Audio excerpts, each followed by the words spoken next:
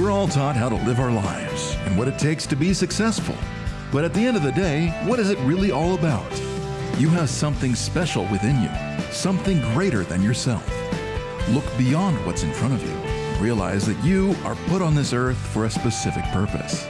And in order to discover that, you have to start talking about it. And that starts now. Don't worry about the weather, 'cause everything will be alright. Living Authentically with Gina Mazzetti. Thank you for joining us today and welcome to the third episode of Living Authentically. To get us started, let's begin by diving into the power of visualization, as it is one of the key components to manifesting what it is we want from life, and in turn, triggers a spark within us that enables us to achieve each of our desires one by one. So imagine this. You are walking on a trail and stumble upon a treasure chest. Dozens of gems lie in front of you. Not just any gems, however, the ones you were born with, the talent you developed when you were a child, and even the skills you learned as you journeyed through life. You have a few moments to gather the gems and take them with you before closing the chest. You then collect all the ones you wish to have and seal the chest closed. I would like to point out that you might find you left a few gems behind, because the reality is, this is what several of us are doing. We have a gift, a remarkable passion, or perhaps a specific skill, and we choose not to unleash it, but rather to hoard it, to hide it, and set it at the back burner, where instead, we have the opportunity to honor what we love and what we are good at. On today's show, I have the privilege of shedding light on two phenomenal individuals who've each taken their gems and ran with it. And it wasn't easy, but they did it, not only for the better of themselves, but for the good of society. One who was raised to be tough and taught to be violent, however, has broken through his early teachings and has discovered his passion of being vulnerable in a hot yoga studio. And the other who found himself stuck in the corporate world and is now living his authentic truth, as he is the voice behind this show's theme song. So right now, I am here with my very first guest today, Tommy Antoon, who will share his road to authenticity. Tommy is the owner of Pacifica Beach Yoga. Tommy, welcome to the show. Thank you so much. Thank you for having me. We are so excited to hear your road to authenticity and how you essentially became a yoga instructor and the owner of your own studio. So tell us about that. Well, it started about 3 years ago, and about 5 years ago, actually, I had a heart attack in October of 2010, and it was discovered then I was diabetic, and so I wound up taking 12 prescription drugs due to the heart attack. They put a couple stents in my heart, and a couple antidepressants came to follow that, and just bad health all the way. Started gaining weight and wound up having some chest pains one day. It was 2011. I had some chest pains hugging my goddaughter on Thanksgiving, and decided I need to make some changes in my life. And my best friend, Mike Camusio, and his brother, who owns Yoga the People, gave me an opportunity to go to New York and do some yoga and get healthy. And from there, it just kind of went from there. And 30 days later, it was like, you should become a yoga instructor, I was told. And I thought that was hysterical. But here I am today, and own a yoga studio, and it's changed my life. And I take 0 prescription drugs now.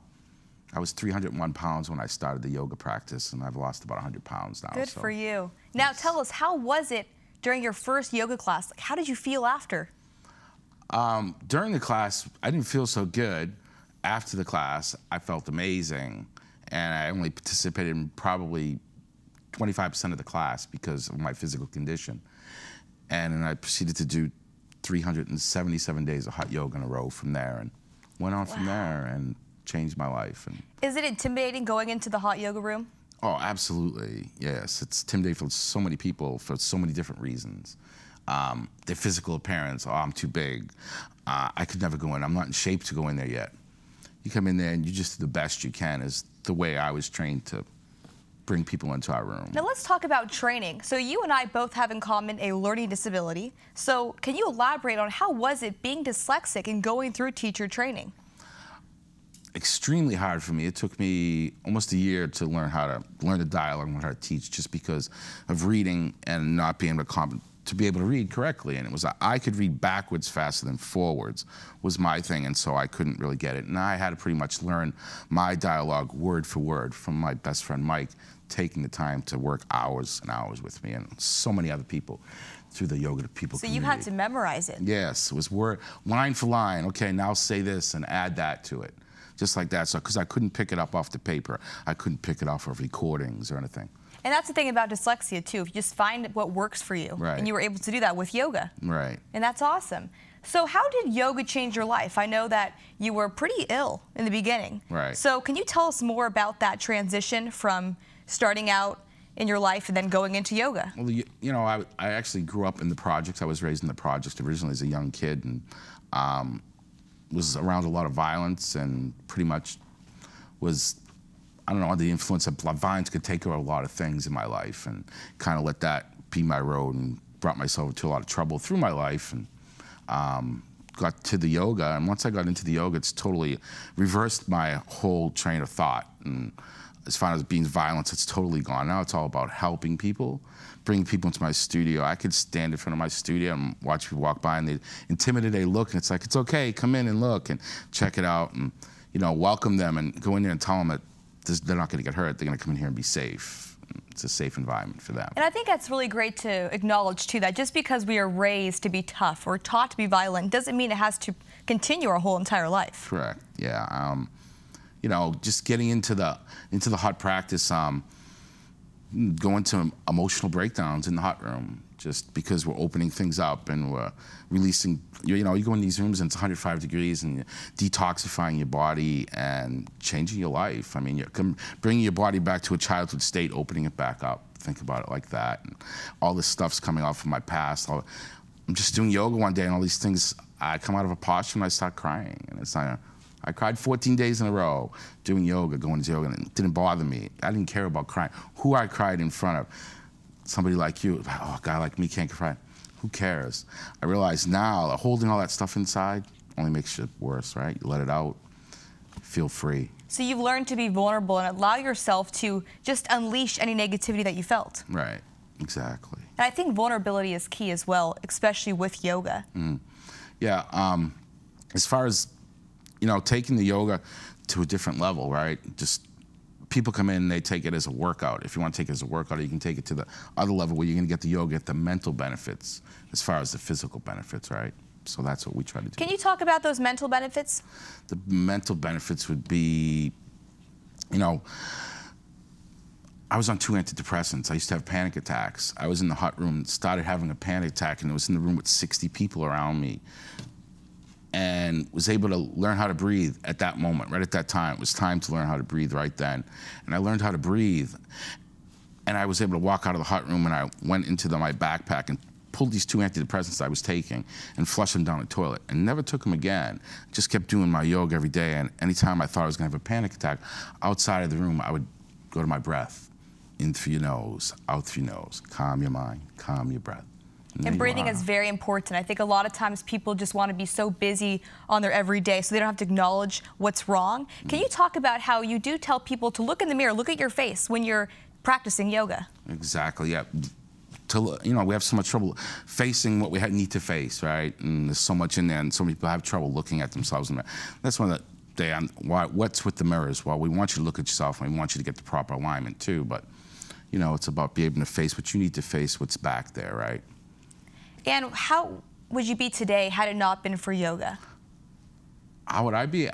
Personally, I don't think I'd be here today if it wasn't for the yoga. And why is that? Just because of my health. You know, when you have a heart attack and you start, you know, you think you're getting healthy because they put these stents, well, you're clear, your heart's clear, but then you're on all these pills and you start gaining weight.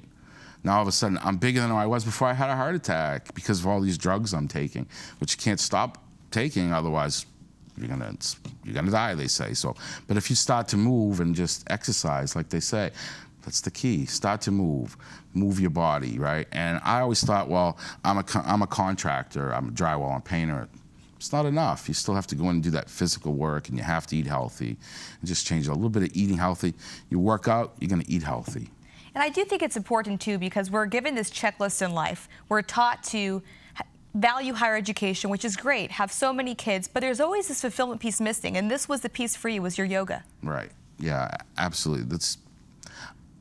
I used to be called. A funny story was I used to be called Tom, and now I don't let people call me Tommy, because Tom's not the guy you want to meet. Tom was the bad guy that was violent and would like swing at anybody for any reason and didn't care. But now at the yoga, it's Tommy. That's me. And that's what I like. So a whole new person now. Exactly, yeah. Well, that's awesome. Tommy, I cannot thank you enough today. It has been such a pleasure hearing your story, because so many people like yourself, they found themselves stuck in a rut, and you were able to really put your passion to the forefront and go for it. Thank you. So thank you so much. And when we come back, I will be here with my very next guest, Phil Engstrom, who will share his road to authenticity. Stay tuned.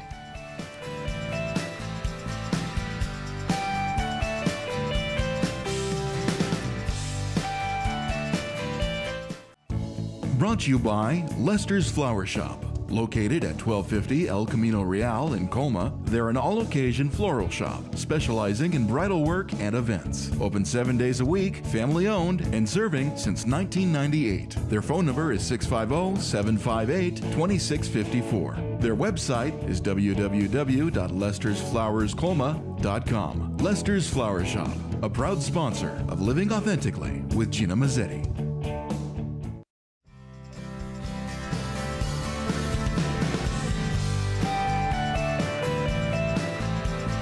Welcome back to Living Authentically. Due to popular demand, we are back with my next guest, the face behind this show's theme song, Phil Engstrom. Phil, welcome to the show. Thank you very much, Gina. It's great to be here. Very excited, and thank you for having me. I cannot stress enough how many people have written to us asking who wrote the song, Don't Worry About the Weather.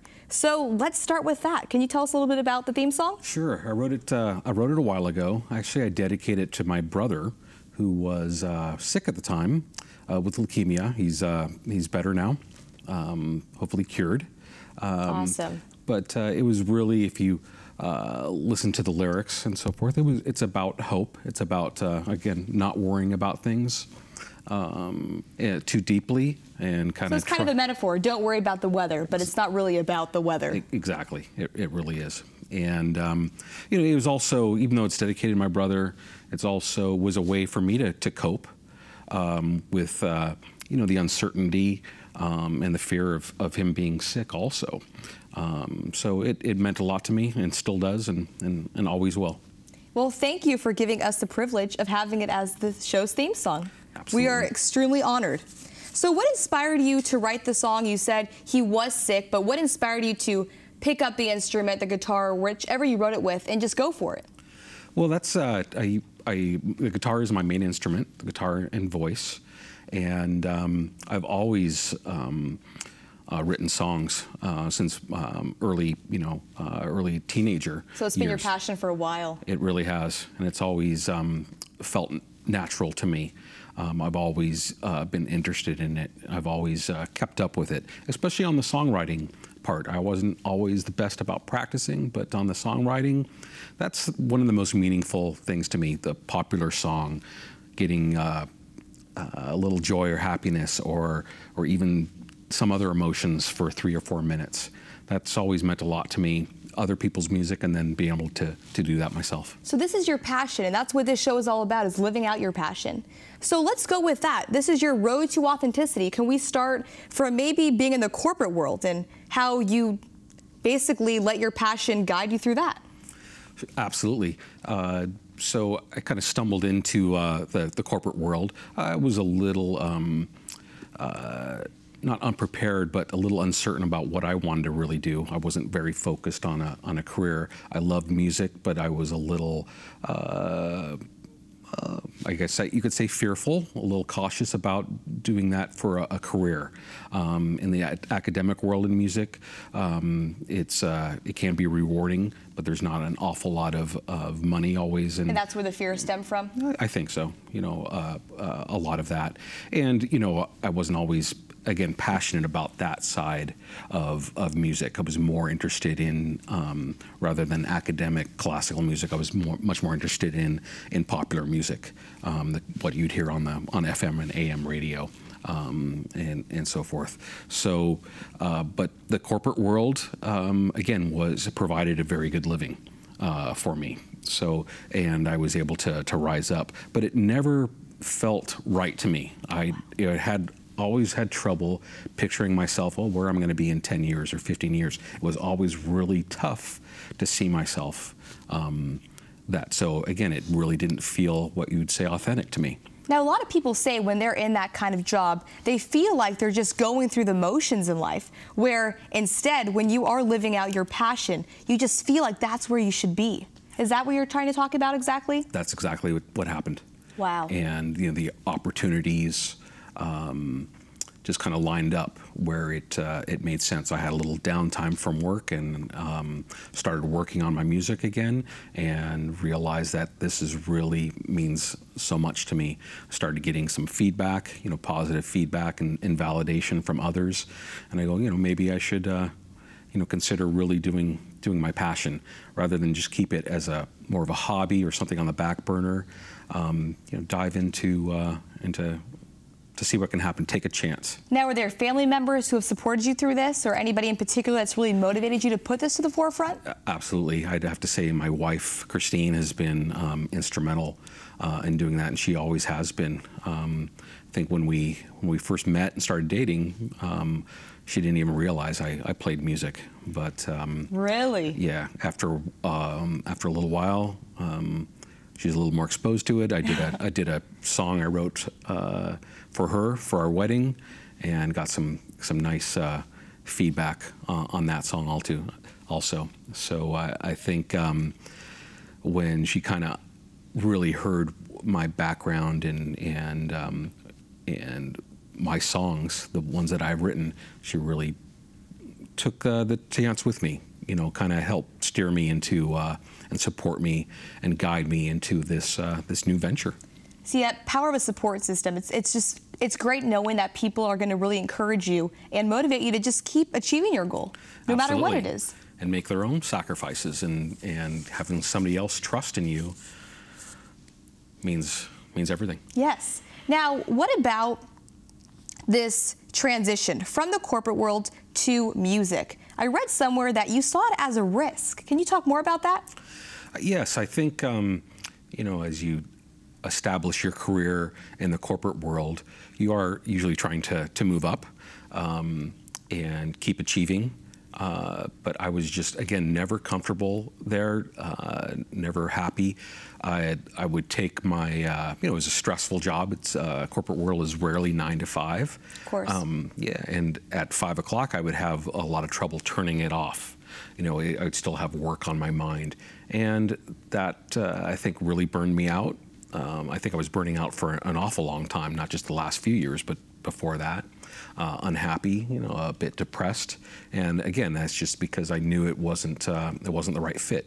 At least deep down, I knew that. Would you play music for fun in your spare time, or would you just kind of ignore that passion of yours? Well, I'd have to say that I didn't totally ignore it, but it didn't get the attention or time it deserved, and I think that's somewhat because, again, I think with myself, I would let the after effects of the work day invade into my evenings and my weekends, where I just didn't have the passion or the steam to... Or fulfillment now. Yes, that too. So I always kept up with songwriting. I would always pick up my guitar and keep writing songs. I didn't necessarily finish them, but that always stayed with me. And at this point, I have a pretty good foundation of work to build off of. So I did keep that up, even though I was working in the corporate world. And again, I was one of those people who had trouble balancing your work life from... Of course. Yeah, so. Of course. Now, could you shine some light on another song on your album? Absolutely. My album is, the title of it is My New Reality, and that's the first song. What a great title. Thank you. And what it really is about, it's about kind of realizing where you are and what you're where you are in life, but also thinking about I'd like to make a change. You know, maybe life isn't exactly, or my life isn't how I'm interpreting it, and it's all about kind of changing your point of view and giving something else a try, kind of waking up and realizing, oh, maybe life is not how I've been interpreting it. So essentially you're taking a step back and you're reviewing your life and saying, what have I done and what can I do now? I think so, but also, again, putting a new spin on things. Nice. So often we, filter input and from the outside world, sometimes in a not such a positive way, sometimes in not really in a realistic way. We kind of skew these messages we get and these stories that we make up in our own head. So it was kind of, the song's really about, hey, let's stop and no, your life is really something else. Let's take a new viewpoint of it. And life is so short too, and we don't realize how time is so valuable. And I think you've realized that because you are putting your passion to the forefront and saying it's time to just really tackle this. Life is too short not to follow your passions. So at what age did you discover your treasure, your music?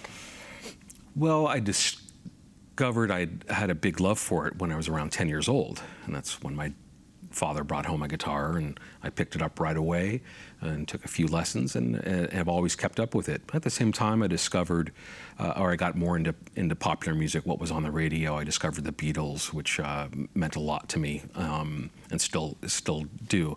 But there's an awful lot of other artists, again, kind of grounded in classic rock and roll music, classic, melodic music that was very popular in the 60s and 70s, and still is today to some degree. Gotcha. And so I also read somewhere that you have a newfound confidence, and you can clearly see that with the My New Reality title of the cover. So can you talk more about that confidence? Sure. I think it came from me giving it my all, working very hard, working with others well.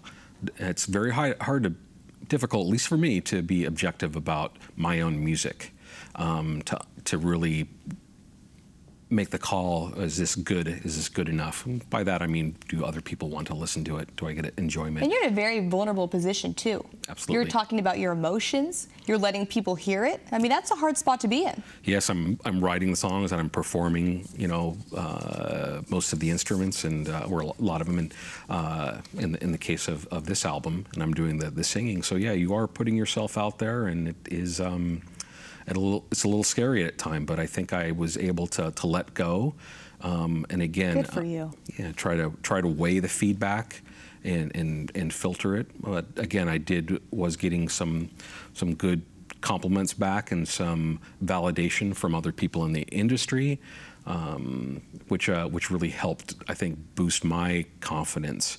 And I think in the act of making the music, it just felt great. There was times where I just would finish writing a song or finish recording a part, and you'd feel a little bit of bliss there, like everything is right in the world. Best feeling. It sure is. So where could people get this amazing album, My New Reality? Well, it's available for download on iTunes and Amazon and CD Baby and many other places. You can also contact me on my website, which is at philengstrom.com. My email address is philengstrom@gmail.com. And we'll definitely list information as well, so people can contact you. Absolutely. So you can find out more about it at all those places. Well, Phil, thank you so much for teaching us how to take your passion and really scale it out to not only help yourself, but other people. Thank you so much for having me. It was a pleasure. We are so thrilled. So when we come back, I will be here to discuss all that we learned today, and please stay tuned.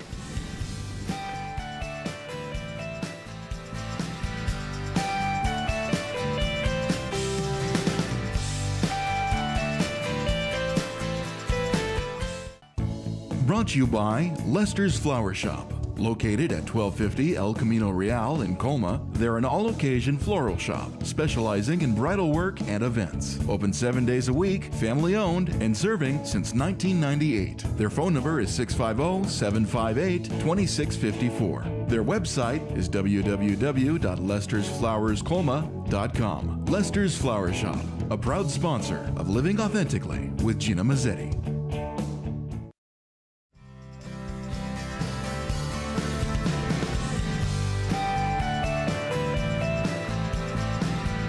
Welcome back to Living Authentically. Today has been an outstanding show. Both my guests have unapologetically publicized the reality of life, where chaos is bound to occur. And although we don't have the power to edit, crop, and filter our everyday, we can alter it day by day in a way that makes us happier, a bit more fulfilled, and ultimately enhances the lives of others. Both Tommy and Phil have illustrated the power of a support system when discovering one's authentic truth. Whether it be Tommy's best friend Mike, or perhaps Phil's wife Christine, it is crucial we welcome our loved ones to join us on our authentic journey, to provide us a level of accountability, to offer us positive encouragement, and to, in essence, celebrate our success with us. So I now would like to end the way we began, with visualization. I ask you to visualize yourself living a life of authenticity. Picture yourself scattering each of your passions one by one into your work life, into your social life, into your relationships and everyday connections. Imagine the power of that, the power of reopening that treasure chest, unsealing it, and building the courage to take the remaining gems with you and run with it. Because you deserve to be happy. Because it's never too late. And because the treasure doesn't have to be buried, rather brought back to life in full swing. Not to check it off the list, but to live a life of authenticity. I'm Gina Mazzetti, and I'll see you next time. Well, don't worry about the weather. Don't worry if it rains all night.